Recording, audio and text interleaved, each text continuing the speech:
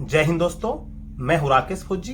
दोस्तों, CRPF tradesman की जो वैकेंसी आ रखी है, इसके संबंध में मैंने अलग अलग टॉपिक्स पे वीडियोज बनाए हैं। जॉब प्रोफाइल, सैलरी, प्रमोशन, लगभग सभी टॉपिक्स कवर कर दिए हैं। आप सभी ने वीडियोज देखे होंगे और आप लोगों का वीडियोज पे बहुत सारा प्यार मिल रहा है, इसके लिए बहुत बहुत धन्यवाद है। और अगर आप पहली बार आए हैं, आपने अगर वो वीडियोज नहीं देखे होंगे तो मैंने स्पेशल एक प्लेलिस्ट बना रखी है, जिसका लिंक आपको डिस्क्रिप्शन में मिल जाएगा। सीआरपीएफ ट्रेड्समैन रिलेटेड वीडियो की आप उसके अंदर लगभग हर ट्रेड की बारे में जानकारी दे रखी है, आप उसको देख सकते हैं। तो बहुत सारे कमेंट आ रहे थे बच्चों की, सर हमको अगर जब इसमें अंदर भर्ती हो गए तो हमको कितनी छुट्टियां मिलती हैं, कौन कौन सी छुट्टी मिलती है, कौन सी ट्रेड को ज्यादा छुट्टी मिलती है, कौन सी ट्रेड को कम छुट्टी मिलती है, अगर हमें पढ़ाई करना है, आगे तैयारी करना है, उसके लिए कोई अलग से छुट्टी मिलती है क्या, कोई एग्जाम देना है उसके लिए छुट्टी मिलती है क्या। तो आज के वीडियो में हम इसी टॉपिक पर चर्चा करेंगे। अगर आप चैनल पे पहली बार आए हैं, चैनल को सब्सक्राइब जरूर कर लीजिएगा। वीडियो को अभी तक लाइक नहीं तो लाइक कर लेना। इसके अलावा टेलीग्राम ग्रुप को ज्वाइन करना चाहते हैं, डिस्क्रिप्शन में लिंक है, टेलीग्राम ग्रुप भी आप ज्वाइन कर सकते हैं। तो दोस्तों, सीआरपीएफ के अंदर अगर आप भर्ती हो जाते हैं तो सीआरपीएफ के अंदर सबसे जो मेन छुट्टी होती है, वो जितनी भी सेंट्रल आर्मड पुलिस फोर्स हैं, इन सभी के अंदर मेन छुट्टी होती है आपकी 2 महीना ईयर, यानी कि 60 दिन अनलिव्ड बोला जाता है, जिसको हिंदी में अर्जित अवकाश बोला जाता है। 60 दिन यानी कि 2 महीना, और 15 दिन आपकी सीएल, जिसको कैजुअली यानी कि आकस्मिक अवकाश बोला जाता है। तो टोटल कुल मिला के देखा जाए तो आपको 75 दिन की छुट्टी मिलती है। लेकिन ये जो 15 दिन की जो सीएल मिलती है, इसके अंदर आपको क्या होता है कि आपको एक्स्ट्रा में जो 15 दिन के अंदर मतलब कि चलो कि आपको कोई आरएच हो रही है तो आपको 2 आरएच एक्स्ट्रा मिल जाती हैं। 2 या 3 संडे, जैसे आप सैटरडे को जाते हैं तो 2 या 3 संडे, कभी किसी का जब ज्यादा छुट्टी होती है 4 संडे भी आपको मिल जाते हैं। वो आपके काउंट नहीं होते हैं। जब कोई गवर्नमेंट छुट्टी जैसे कोई आएगी, वो आपकी 15 दिन के अंदर काउंट नहीं होगी।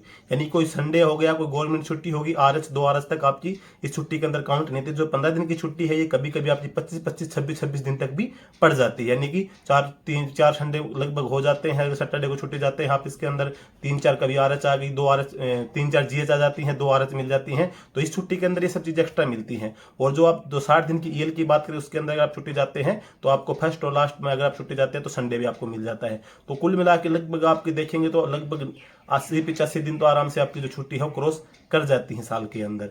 वैसे गिनती अगर आप देखे जाए तो नॉर्मल यही बोला जाता है कि 60 दिन की ईएल और 15 दिन की सीएल मिलती है। इसके अलावा बहुत सारी छुट्टियां होती हैं। जैसे हम मान के चले कि जैसे आपको जैसे शादी होने के बाद जब बच्चे होते हैं तो जेंट्स को 15 दिन का एक पीएल मिलती है, पैटर्निटी लीव यानी कि पितृत्व अवकाश के रूप में छुट्टी मिलती है। 2 बच्चों के ऊपर साल में, मतलब जितनी सर्विस के अंदर जैसे 2 बच्चे होंगे, 2 बच्चों के आपको 15 दिन की छुट्टी मिलेगी। 2 बच्चों से ज्यादा अगर बच्चे होंगे तो नहीं मिलती है। सेम महिलाओं के लिए भी है, महिलाओं के लिए ज्यादा होती है, शायद 1 साल या 6 महीने से कुछ मिलती है महिलाओं के लिए।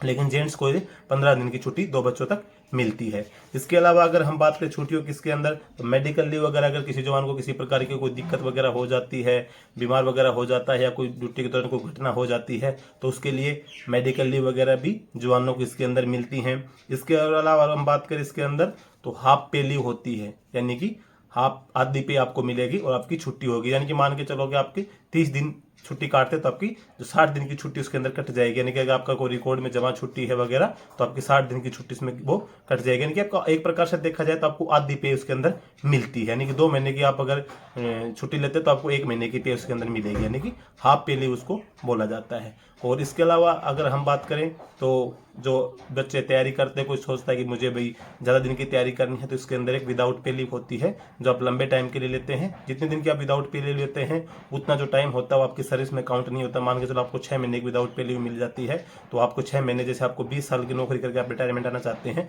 तो फिर आपको 20 साल से 6 महीने एक्स्ट्रा करना पड़ेगा। जो आप विदाउट पे लीव लिए हैं वो फिर आपकी काउंट उस सर्विस के अंदर नहीं होती है। लेकिन ये छुट्टी जो होती है इतनी आसान नहीं होती है। सिविल जो डिपार्टमेंट होते हैं सेंट्रल गवर्नमेंट के, उनके अंदर सभी जो छुट्टी होती है जो मैंने आपको बताया विदाउट पे लीव वगैरह, ये आसानी से मिल जाती है। लेकिन फोर्स के अंदर थोड़ा सा मुश्किल होता है। कोई आपकी जेन्युइन प्रॉब्लम वगैरह होती है, या फिर आपका जो हेड ऑफ ऑफिस होता है, आप हर कंडीशन को देख के आपके जो जिस प्रॉब्लम से आप ये छुट्टी ले रहे हैं, क्या रीजन है, हर चीज को देखते हुए ये छुट्टी आपको मिलती है। ये आसान नहीं होती है, लेकिन ये छुट्टी भी आपको मिलती है।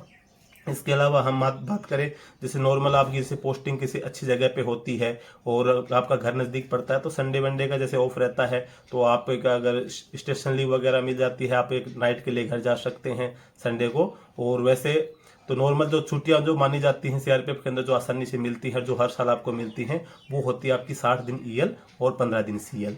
जो 15 दिन सीएल को मैंने आपको बताया दिया, उसके अंदर आपको संडे वगैरह जो भी चीज़ें होती हैं वो आपको एक्स्ट्रा मिल जाती हैं। फिर कहीं कहीं पे क्या होता है कि जैसे कुछ एरिया में जैसे आपकी संडे सीएल वगैरह होती है तो 2 या 3 बार आप काट सकते हैं, आपका नज़दीक घर पोस्टिंग हो जाती है। जैसे आप भर्ती होने के बाद जब आपकी पोस्टिंग आती है आपको चॉइस पोस्टिंग मिल जाती है, घर के नज़दीक में आप हैं तो फिर आपको ये छोटे छोटे टुकड़ों में जब काटते हैं तो जब ज़्यादा छुट्टी पड़ रही है कोई सरकार या आगे पीछे संडे लेके तो आप इसको 15 दिन को 25-30 दिन तक आप बना सकते हैं छोटे छोटे छुट्टियों में। और ये छोटी छुट्टियां मिलती हैं जैसे कुछ एरिया के अंदर जैसे पोस्टिंग होती है जवानों की तो वहाँ पे छुट्टियां कम रहती हैं। जैसे हम बात करें जैसे डायरेक्ट का जो महानिदेशालय सीआरपीएफ का सेक्टर ऑफिस वगैरह होते हैं, रेंज ऑफिस होते हैं, जोन ऑफिस होते हैं, इनके अंदर क्या होता है कि मैक्सिमम जगह पे जो छुट्टियां जो हमको मिलती हैं जो मैंने बताया 2 महीना ईएल और 15 दिन सीएल, ये छुट्टियां आधी हो जाती हैं। जैसे 1 महीना ईएल मिलती है वहाँ पे और 15 दिन सीएल मिलती, सॉरी 8 दिन से कुछ सीएल मिलती है। तो ये छुट्टी जो कम होने का जो कारण होता है ये होता है कि जो ऑफिशियल वर्क होता है इन ऑफिस के अंदर, सिटी के अंदर ऑफिस रहता है तो इनका जो वर्क होता है वो ये मान के चलो कि एक वीक में 5 डेज वर्क होता है, यानी कि मंडे टू फ्राइडे वर्क होता है, सैटरडे संडे का ऑफ रहता है।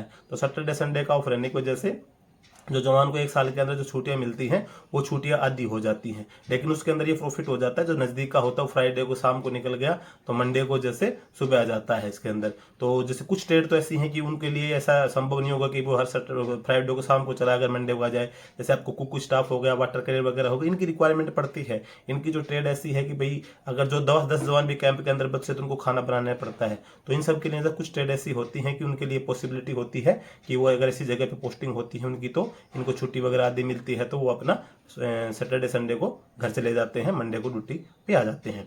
तो ओवरऑल अगर देखा जाए तो छुट्टियां यही मिलती है। ऐसी छोटी मोटी छुट्टियां देखेंगे तो बहुत छुट्टियां हैं, लेकिन मेन छुट्टियां जो मैंने बताई है वो यही है। आप पढ़ाई के लिए अगर आप बोले कि मुझे अलग से कोई छुट्टी चाहिए हर साल, मेरे को तो 2 महीना 3 महीना सिर्फ एजुकेशन के लिए चाहिए, जो मेरे को जो छुट्टी मिलती है मैं वो काट लूंगा, तो ऐसा संभव नहीं होता है। आपको जैसे कोई एग्जाम वगैरह की आप तैयारी कर रहे हैं तो आप एनओसी अगर लिए हैं तो जैसे भाई आपका एग्जाम पढ़ रहा है, फिर आपका किसी और प्रोसेस के लिए इंटरव्यू के लिए जाना है, मेडिकल के लिए जाना है, तो फिर आपको जो छुट्टियां जो मैंने बता रखी जो सीएल और ईएल है इसको आप छोटे छोटे टुकड़ों में आप काट सकते हैं। लेकिन ये नहीं है कि जैसे आप पूरी छुट्टी वगैरह काट लिए। तो कभी कभी ऐसी सिचुएशन होती है कि जब आपकी छुट्टी पूरी कट जाती है तो आपको एक एलकेडी मिल जाती है। एलकेडी मतलब एक ये होता है कि जैसे आप जमा छुट्टी करते हो, जमा छुट्टी में से आपको जैसे आपने 2 महीना ईएल और 15 दिन पूरी सीएल काट ली, फिर आपको 10 दिन की जरूरत पड़ती है तो आपको एलकेडी दे दी जाती है। तो एलकेडी आपकी जो रिकॉर्ड के अंदर जो जमा छुट्टी होगी फिर उसमें से वो रेगुलाइज हो जाती है, यानी कि उसको उसमें से काट लिया जाता है। तो वो डिपेंड करता है जब आपकी पूरी छुट्टी समाप्त हो जाती है। लेकिन ये नहीं कि आपको हर साल आप एलकेडी के लिए खड़े हो जाते हैं, क्योंकि फोर्स का जो रूल होते हैं थोड़े अलग टाइप के होते हैं।